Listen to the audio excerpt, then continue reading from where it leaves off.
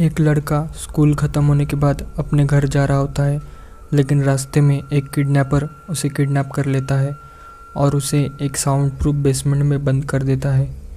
इस किडनैपर ने इससे पहले कई बच्चों को यहाँ पे मारा होता है और कुछ दिनों में इसे भी मार देगा।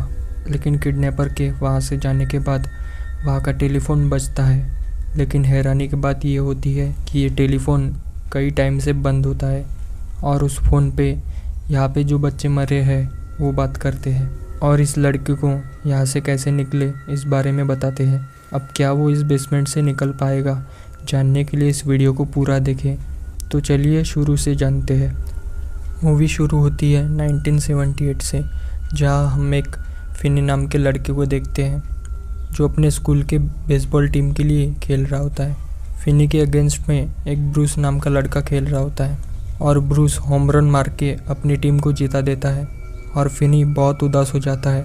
फिनी एक इंट्रोवर्ट लड़का होता है, वो खुद ही अपने आप को किसी भी लायक नहीं समझता। इसके बाद मूवी ब्रूस पे फोकस करती है, जहाँ ब्रूस साइकिल से अपने घर जा रहा होता है। तभी उसके रास्ते में एक ब्लैक वैन आती है और तभी ये सीन ब्लैकआउट हो जाता है। अगले सीन में हम देखते हैं फिन की बहन ग्वेन को और उसके डैड टेरेंस को, जो कि काफ़ी ज़्यादा स्ट्रिक्ट है। इसके बाद फिन और ग्वेन स्कूल के लिए निकल जाते हैं, जहाँ रास्ते में उनको पता चलता है कि ब्रूस लापता है। जब वो स्कूल में पहुँचते हैं तो एक मूस नाम का लड़का रॉबिन नाम के लड़के को परेशान कर रहा होता है, लेकिन रॉबिन उसे बहुत बुरी तरह मारने लगता है। फिर क्लास के कुछ बच्चे फिन को परेशान कर रहे होते हैं, लेकिन वहाँ पे रॉबिन आकर उन्हें वहाँ से भगा देता है।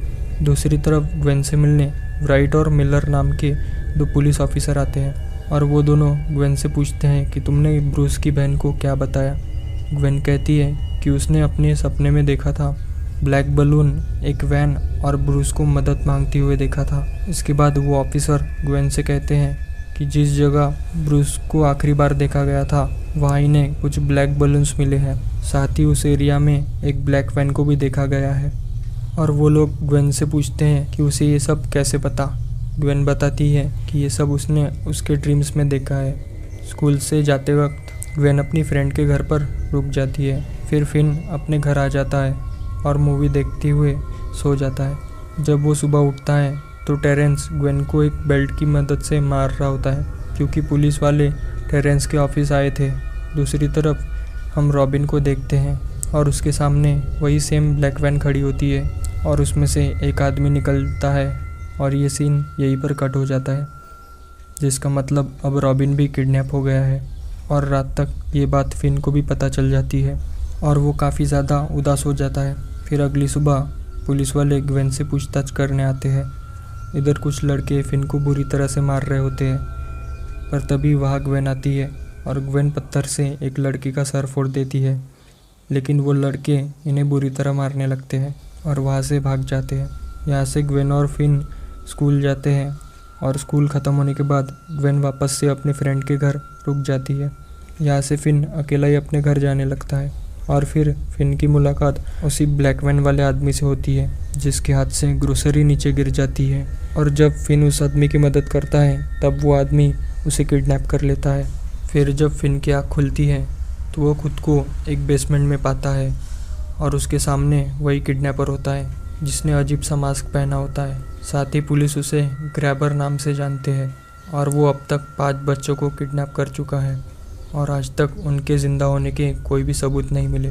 साथ ही हम उस रूम में एक बेड, वॉशरूम और एक ब्लैक फ़ोन को देखते हैं। फिन जल्दी से उस फ़ोन में नंबर डायल करने लगता है ताकि वो अपने घर पर कांटेक्ट कर सके, लेकिन वो किडनैपर ये बताता है कि ये फ़ोन डिसकनेक्टेड है, पर कभी कभी उसमें रिंग बजती है जिसका उसे कोई भी आइडिया नहीं है। अगले सीन में हम ग्वेन को देखते हैं। उसके डैड उसे कॉल करते हैं और फिन के बारे में बताते हैं, जिसके बाद ग्वेन समझ जाती है कि फिन भी किडनैप हो गया है और वो अपने घर की तरफ निकल जाती है। दूसरी तरफ हम फिन को देखते हैं, जहाँ पर वो ब्लैक फ़ोन रिंग होने लगता है। फिन के फ़ोन उठाने पर सामने से कोई भी बात नहीं करता, जिसके बाद फिन फ़ोन रख देता है। लेकिन फ़ोन की कई बार रिंग होने पर फिन वापस से फ़ोन उठाता है और उसे पता चलता है कि ये कॉल ब्रूस का है, वही ब्रूस जिसे इस किडनैपर ने इस फिल्म की शुरुआत में किडनैप किया था। हैरानी की बात तो ये थी कि ब्रूस मर चुका था और उसे अपने बारे में ज़्यादा कुछ याद नहीं था। यहाँ तक कि वो अपना नाम तक भूल गया था।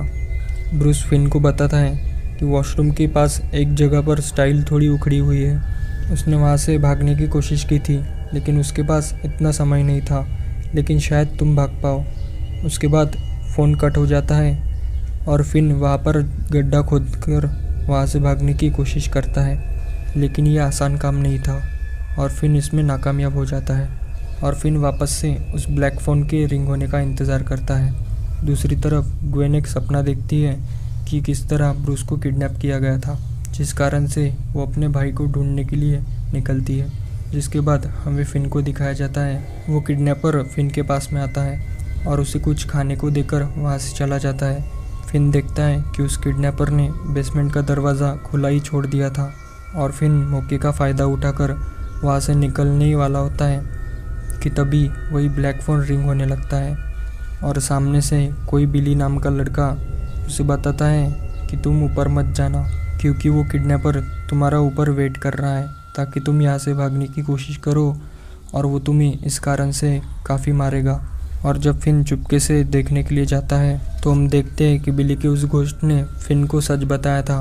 वो किडनैपर ऊपर अपने हाथ में एक बेल्ट लिए फिन का इंतज़ार कर रहा था। जिसके बाद हम ग्वेन को देखते हैं, जिसे ये ड्रीम आता है कि किस तरह बिली को किडनैप किया गया था, जिसके बारे में वो अपने डैड को बताती है। लेकिन उसके डैड उसे बताते हैं कि ये सारी चीज़ें तुम्हारे मॉम के साथ भी होती थी, जिस कारण से उन्होंने सुसाइड कर लिया। ग्वेन अपने डैड से कहती है कि इस कारण से हम फिन को ढूंढ सकते हैं। दूसरी तरफ हम उसी कॉप्स को देखते हैं, जो कि एक आदमी मैक्स के घर पर पूछताछ करने के लिए जाते हैं, लेकिन मैक्स कहता है कि उसने इनमें से किसी को भी नहीं देखा और ये भी कहता है कि ये घर उसका नहीं बल्कि उसके भाई का है। जिसके बाद वो कॉप्स वहाँ से चले जाते हैं। उनके जाने के बाद हम देखते हैं कि मैक्स का भाई और कोई नहीं बल्कि वही किडनैपर है, जिसके बारे में मैक्स को भी नहीं पता और मैक्स का भाई उससे छुपकर ये काम कर रहा है। जिसके बाद हम उसी ब्लैक फ़ोन को देखते हैं, जो कि वापस से रिंग होता है। फिन के कॉल उठाने पर उसे पता चलता है कि ये कॉल ग्रिफिन का है, जो कि उसके स्कूल में पढ़ता था। ग्रिफिन उसे यही बताता है कि किडनैपर को नॉटी बॉय गेम पसंद है और उसे ये गेम खेलने में काफ़ी मज़ा आता है, और अगर तुमने किसी भी तरह की कोई गलती की तो किडनैपर तुम्हें उसी रीज़न से बड़ी बेदर्दी से मार देगा। और अभी वो किडनैपर सो गया है। तुम्हें यहाँ से निकलने के लिए उसके मेन डोर का लॉक खोलना होगा, जिसकी कॉम्बिनेशन उसने दीवार पर लिख रखे थे। जिसके बाद फिन सीधा ऊपर की तरफ जाता है तो वो किडनैपर मेन डोर के पास में ही सो रहा होता है और फिन जल्दी से लॉक खोलने की कोशिश करता है। और जैसे ही फिन उस लॉक को खोलता है और वहाँ से भागता है तो उस किडनैपर का डॉग भौंकने लगता है, जिस कारण से वो किडनैपर उसे पकड़ लेता है और उसे उसी बेसमेंट में लॉक कर देता है। दूसरी तरफ हम ग्वेन को देखते हैं, जिसे ड्रीम में उस किडनैपर के घर का एड्रेस मिल जाता है और उसे एक और लड़के की किडनैपिंग दिखती है। जिसके बाद ये सीन फिन की तरफ शिफ्ट होता है, जिसे एक और लड़के का कॉल आता है, जो कि उससे यही बताता है कि तुम्हें जल्दी करनी होगी वरना वो किडनैपर तुम्हें मार देगा। जिसके बाद वो फिन को एक और रास्ता बताता है, लेकिन फिन उसमें भी नाकामयाब हो जाता है। जिसके बाद फिन काफ़ी टूट जाता है और अब उसमें और हिम्मत नहीं बची थी। लेकिन तभी उसके दोस्त रॉबिन का उसे कॉल आता है। रॉबिन फिन को बताता है कि तुम यहाँ से निकल सकते हो, वो भी उस किडनैपर को मार के, और उसे मारने के लिए तुम्हें इस फ़ोन के रिसीवर को काफ़ी हैवी करना होगा। तुम्हें उस रिसीवर के अंदर काफ़ी मिट्टी भरनी होगी, और रॉबिन उसे कुछ फाइटिंग मूव्स भी सिखा देता है। उसके बाद फिन उस रिसीवर में मिट्टी भरने लगता है। रॉबिन उससे कहता है कि ये उनकी आखिरी कॉल है, जिसके आगे उसे अपनी मदद खुद ही करनी होगी। दूसरी तरफ हम ग्वेन को देखते हैं, जो कि अपने सपने में दिखे एड्रेस की तरफ आ जाती है, जहाँ उसे उन 5 बच्चों की स्पिरिट दिखती है, जिसे देखकर वो काफ़ी डर जाती है। लेकिन उसे उस किडनैपर का घर दिख जाता है। जिसके बाद ग्वेन सीधा वापस जाकर ये इन्फॉर्मेशन पुलिस को देती है और वो सभी सीधा उसी घर की तरफ बढ़ते हैं। दूसरी तरफ किडनैपर के भाई मैक्स को शक हो जाता है और वो बेसमेंट में आकर फिन को देखता है और वो उससे कुछ पूछ रहा होता है कि तभी उसका भाई पीछे से आकर उसे एक कुल्हाड़ी की मदद से मार देता है। उसी दौरान पुलिस वाले भी उस घर के आसपास पहुंच जाते हैं, लेकिन उन्हें वहां पर फिन की कोई भी सबूत नहीं मिलते। दूसरी तरफ हम किडनैपर को देखते हैं, जो फिन को मारने के लिए आगे बढ़ रहा होता है। लेकिन फिन एक रस्सी की मदद से उसे गिरा देता है और उस रिसीवर की मदद से उसके सर पर मारता है और उस रिसीवर की वायर की मदद से उसका गला घोंटकर उसे मार देता है। दूसरी तरफ पुलिस वालों को किडनैपर के घर में उन 5 बच्चों की लाशें मिल जाती है और फिन वहाँ से भागकर ऊपर आ जाता है और ग्वेन फिन को देखकर काफ़ी खुश हो जाती है। और दोस्तों, ये मूवी यहीं पर ख़त्म हो जाती है। तो ये वीडियो आपको कैसा लगा? अगर आपको इस वीडियो पर मेरी मेहनत पसंद आई है तो इस वीडियो को लाइक करें और चैनल को सब्सक्राइब करके बेल नोटिफिकेशन ऑल पे सेट करें। Thank you.